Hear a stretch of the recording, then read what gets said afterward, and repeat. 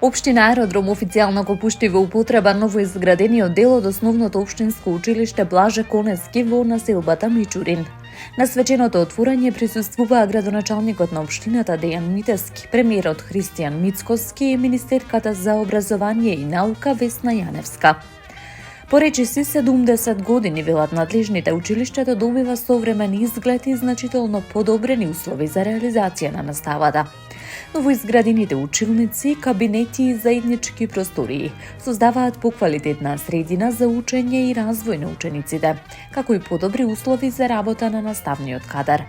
Проектот представува капитална инвестиција на општина Аеродром, реализирана со поддршка од владата, во вредност од 200 милиони денари.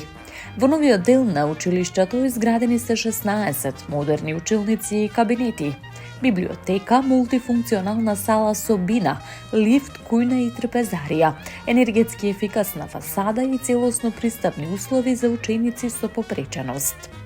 Од општина Аеродром информираат дека во теке и втората фаза од проектот, која опфаќа изградба на спортска сала, 10 нови училници, кабинет за информатика, нова библиотека, просторен хол за ученички активности, како и партерно уредување на дворот со игралишта, зеленило и нов паркинг. Вредноста на оваа фаза изнесува 253 милиони денари.